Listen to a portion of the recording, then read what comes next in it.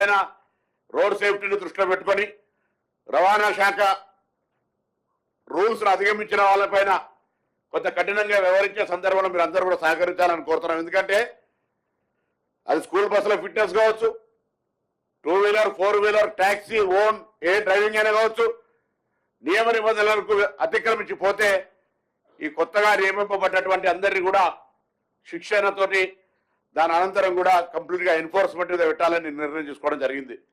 దానితోటి రవాణా శాఖకు సంబంధించి ఒక ప్రత్యేక లోగో, దానికి సంబంధించిన వాహనాలు, ఒక ట్రాన్స్పోర్ట్ డిపార్ట్మెంట్ అంటే లైసెన్సు లేదా రవాణా శాఖ నిబంధనలను అతిక్రమిస్తే చర్యలు ఉంటాయి అనేటువంటి ఒక విధానం వాళ్ళకు ఒక భావన రావాల్సినటువంటి అవసరం ఉంది.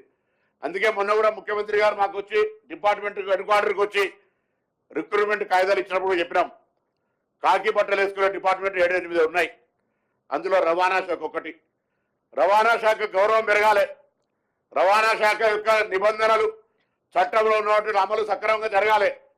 ఎన్ఫోర్స్మెంట్కి ఎక్కడ కూడా చెడ్డ పేరు రావద్దు అనేటువంటి ఆలోచనతో కూడా అందరికీ అనేక సందర్భాల్లో పరస్పరంగా మాట్లాడుకునే విధంగా తీసుకోవడం జరుగుతూ ఉంది.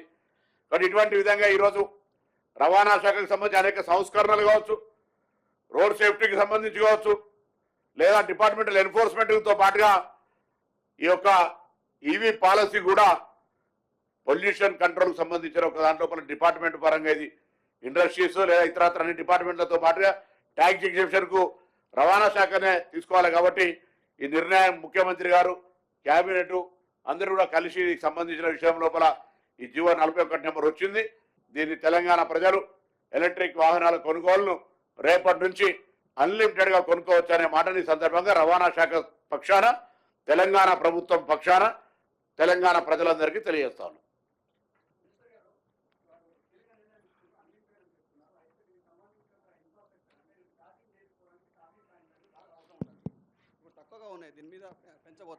ఇప్పుడు వెహికల్ ప్రొడ్యూసర్ డిపార్ట్మెంట్ కాదు, వెహికల్ ప్రొడ్యూసింగ్ కంపెనీస్ ఉన్నాయి.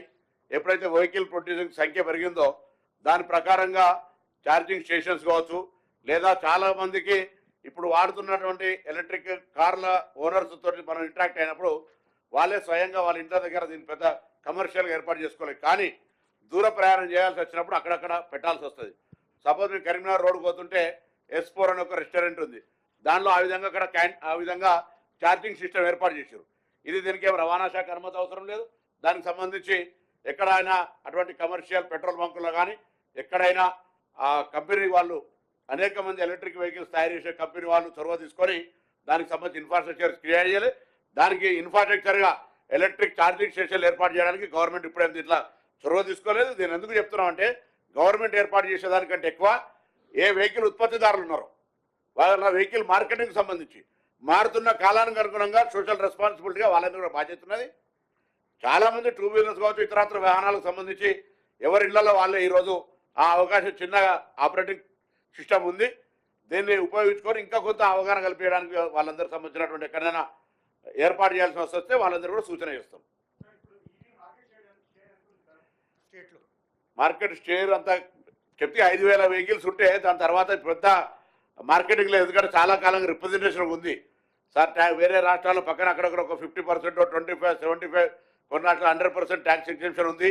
మనం చేయాలనేటువంటి చాలా కాలం నుంచి విజ్ఞప్తి ఉండే దాన్ని ఇప్పుడు ఈ సందర్భంగా రిలీజ్ చేస్తాను. దానికి సంబంధించి కంప్లీట్ రేషియో ఉంది, రెడీ ఉందా? పర్సెంటేజ్ ఆఫ్ అంటే వెహికల్ 1,00,000 వాహనాలు కొంటే ఈవీ వెహికల్స్ ఎన్ని పోతున్నాయి ఇప్పటివరకు? ఒక 100 వాహనాలు పోతుంటే ఒక 5 వాహనాల దాకా పోతుండొచ్చు. ఇప్పుడు పెరుగుతుంది అని ఆశిస్తున్నాం, పెరగాలని ఆశిస్తున్నాం. ఈవీ రిజిస్ట్రేషన్ 1,70,000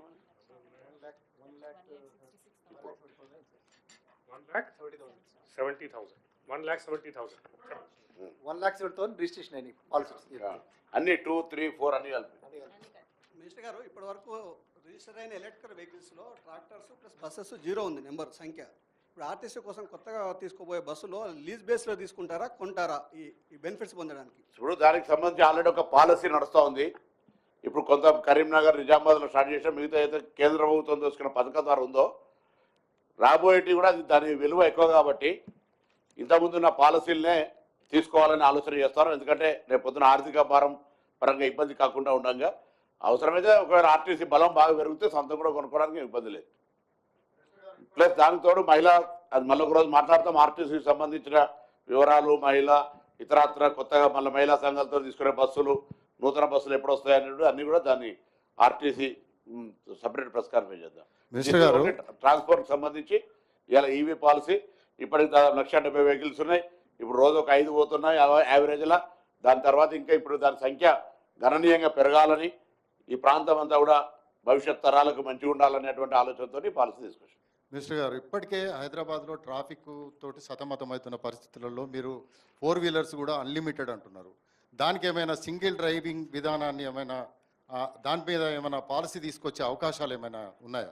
అది పాలసీకి సంబంధించి ఇప్పుడు ట్రాఫిక్ను కంట్రోల్ చేయడం, దాని పొల్యూషన్ కంటే ఎక్కువ మీరు చెప్పే పాయింట్ ట్రాఫిక్ను స్ట్రీమ్లైన్ చేయడానికి వితిన్ 1 వీక్ 10 డేస్ లోపల హైదరాబాద్ సంబంధించిన traffic police, transport department, GHMC, HMDA అందరం కలిపి ఒక జాయింట్ మీటింగ్ ఆర్గనైజ్ చేయబోతాను. అప్పుడు ఒక అవుట్పుట్ ఇస్తాం.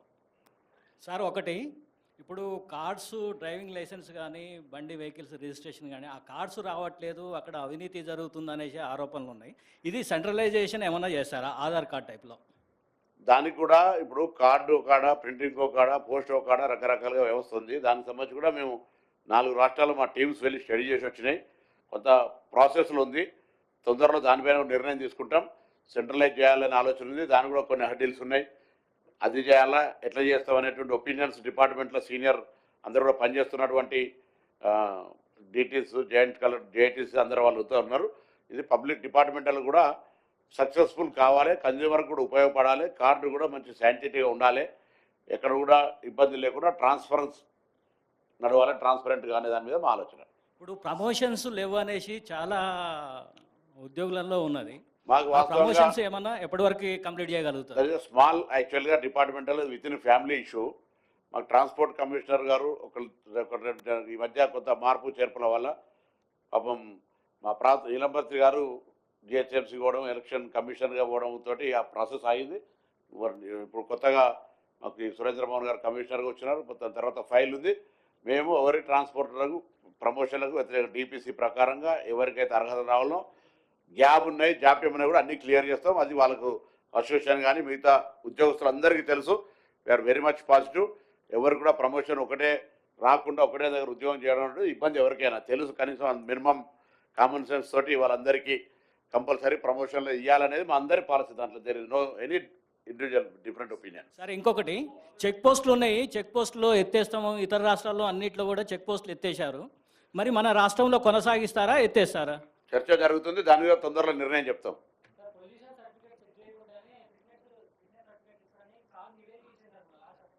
అందుకే దీని తర్వాత ఆటోమేటిక్ టెస్టింగ్ స్టేషన్లు అందుకే తీసుకొచ్చినాము. పొల్యూషన్ బయట కూడా పొల్యూషన్ చెకప్ చేసేది వెహికల్స్ కూడా స్ట్రీమ్లైన్ చేస్తున్నాము.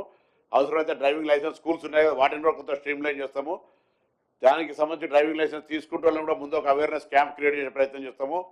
ఈ యొక్క టెస్టింగ్ స్టేషన్స్ వెహికల్ యొక్క ఫిట్నెస్ సంబంధించి కూడా దాన్ని కూడా ఆటోమేటిక్ చేయడానికి కొరకు we are already taken decision. Implementation స్టేజ్లో ఉంది. కొద్దిగా తొందరలోనే దానికి మీరు మార్పు చూడబోతారు. సార్ అట్లనే సార్ ఇక్కడ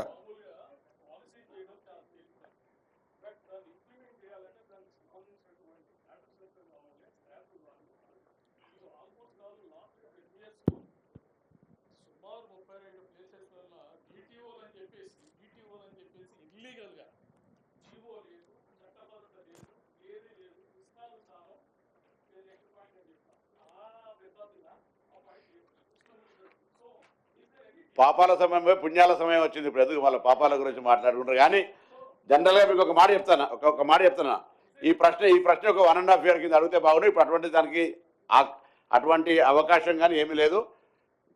ఇప్పుడు జిల్లాలు ఏర్పడ్డాయి, ఉన్న దాంట్లోనే క్యాడర్ చేసిర్రు. దానికి అనుగుణంగా మొన్ననే 46 మందో 56 మందినో కానిస్టేబుల్ రిక్రూట్మెంట్ జరిగింది. దాని తర్వాత ఇప్పుడు కూడా 58 వాళ్ళు జరిగింది. ఏఎంపీఎల్ జరిగినాయి. ఇంకా కూడా అవసరమైతే మొన్న కూడా మేము ఎక్కడైతే వర్క్ లోడ్ ఉందో దాని ఒక లేటెస్ట్ క్యాడర్ స్ట్రెంత్ చేయాలనేటువంటి దాని మీద మేము డిపార్ట్మెంట్ డిస్కషన్లో డిసిషన్ తీసుకున్నాము. దానికి అనుగుణంగా క్యాడర్ స్ట్రెంత్ చేయడము. క్యాడర్ స్ట్రెంత్ అనేటువంటిది మ్యాండేటరీ. అట్లా ఏంటంటే వర్క్ లోడ్ ఎక్కడెక్కడో వర్క్ లోడ్ 400 లైసెన్సులు ఇస్తాం, 10 మంది ఉంటారు, 40 లైసెన్స్ ఇచ్చేవాడు 10 మంది ఉండడం అనేది కరెక్ట్ కాదు. కాబట్టి దానికి ఒక స్ట్రీమ్ లైన్ చేస్తాము, చేసి దానికి అనుగుణంగా ఎక్కడ వర్క్లో ఉందో దాని ప్రకారంగా క్యాడర్ స్ట్రెంత్ చేసి అవసరమైతే కొత్త రిక్రూట్మెంట్ చేసుకొని కూడా స్ట్రెంత్ చేస్తాం డిపార్ట్మెంట్. మినిస్టర్ గారు ఇప్పుడు నాట్ ఓన్లీ స్టాఫ్, మేము కంప్యూటరైజేషన్కి సంబంధించి కూడా మొత్తం డిపార్ట్మెంట్ కొత్త భవనాలు కట్టాలి, లేకపోతే అందరికీ సంబంధించినవి చెప్తే వెహికల్ కూడా అందరికి వెహికల్, ప్రతి ఆఫీసర్ డిటిఓకు వెహికల్ ఉండాలి, ఇట్లా రకరకాల ప్రతి ఒక్క వ్యవస్థను కూడా తీసుకొచ్చే విధంగా చర్యలు తీసుకుంటాం. మినిస్టర్ గారు ఇప్పుడు ఈ కన్జ్యూమర్ అవేర్నెస్ చాలా పెరిగిపోయింది ఈవీ వెహికల్స్ పైన. ఎట్ ద సేమ్ టైం ఇది సప్లై చైన్ మిస్ మ్యాచ్ వచ్చింది, అంటే మ్యానుఫ్యాక్చరింగ్ తక్కువ అయిపోయింది. This is despite government of India పాలసీలో కస్టమ్స్ డ్యూటీ 15%కి తగ్గించింది. అయినా కానీ మనము వీళ్ళని మ్యానుఫ్యాక్చరర్స్ని ప్రమోట్ చేయడానికి ఏ స్టెప్స్ తీసుకోలేదు ఈ లాస్ట్ 2-3 ఇయర్స్లో.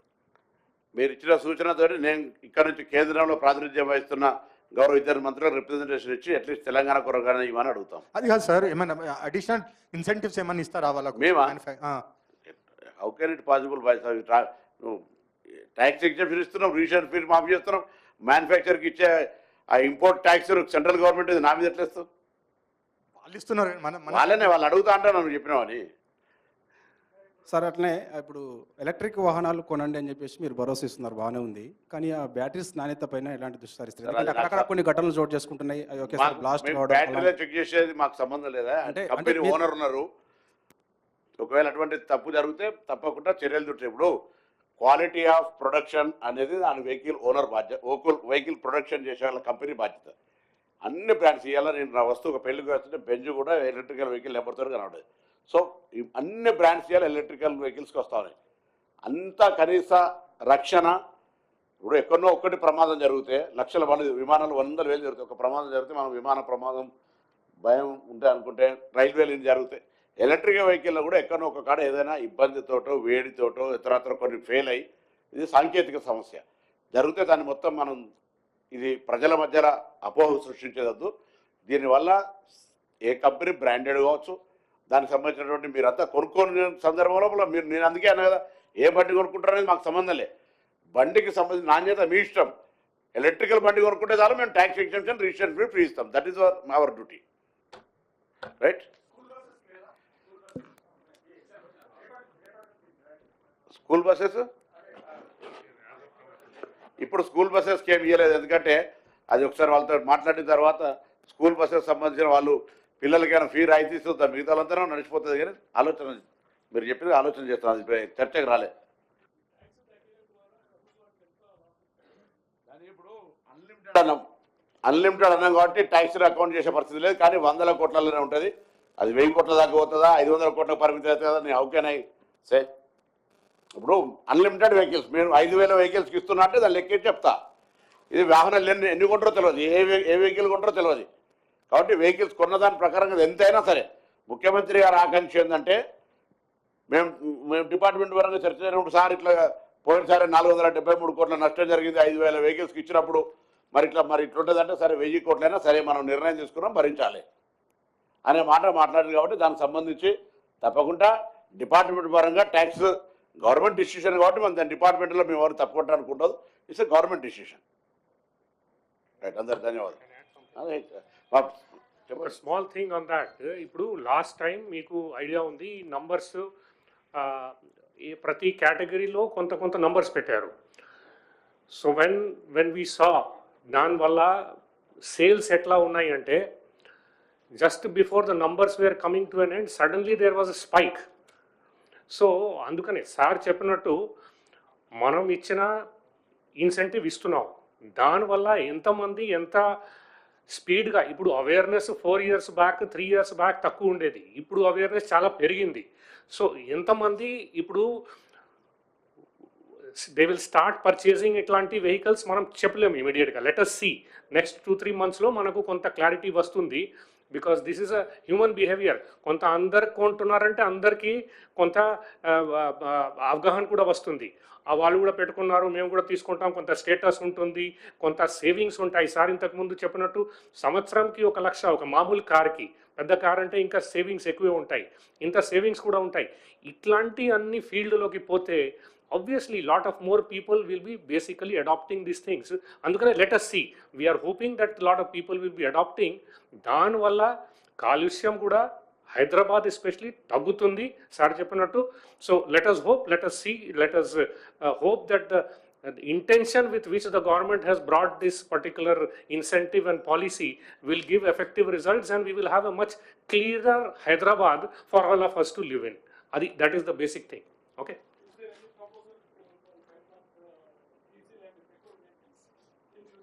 Sorry. సార్ చెప్పారు చూద్దాం కదా, ఇప్పుడు సార్ చెప్పారు కదా. ఒక్కటేసారి మేమేం నియంత్రణ కాదు, నిబంధనలను నియంత్రణలాగా అమలు చేసే ఆలోచన లేదు. మేము దాని బదులు ఇప్పుడు ఇది తెస్తున్నాము, ఇది ఆటోమేటిక్గా పెరుగుతుంటే ఆటోమేటిక్గా వాళ్ళు వెళ్ళిపోయినట్టు కదా. ఇప్పటివరకు ఎగ్జామ్షన్ పొందిన వాటిల్లో ట్రాక్టర్స్ నెంబర్ 0 ఉంది. అంటే దీనికి రీజన్ ఏంటి? మ్యానుఫ్యాక్చర్ లేకనా, లేకపోతే రైతుల్లో ఇంకా అప్పటికి ట్రాక్టర్స్ ప్రొడక్షన్ వచ్చిందో లేదో ఇప్పుడు వస్తున్నట్టే కాబట్టి ఇప్పుడు తప్పకుండా రైతులకు లేదా ఈవెన్ అగ్రికల్చర్ డిపార్ట్మెంట్ తరఫున రేపు ప్రభుత్వం ఇవ్వాలనుకుంటే కూడా దానికి సంబంధించి ఎంకరేజ్మెంట్ చేస్తాం. మధ్యలో ఎందుకు కొనలేదంటే మీరు అన్నట్టు ప్రొడక్షన్ సైడ్ ప్రాబ్లం ఉందా, కన్జ్యూమర్కు దాని మీద అవేర్నెస్ ఉందా లేదా, దట్స్ డిఫరెంట్ రేంజ్. బట్ మేము దాన్ని కూడా ఇందులో ఇంక్లూడ్ ఎందుకు చేసినామంటే రేపు పొద్దున ఎక్కడైనా ట్రాక్టర్ అవసరం అనుకుంటే దానికి కూడా ఒక స్కోప్ ఇవ్వాలని దాన్ని చేసినాం.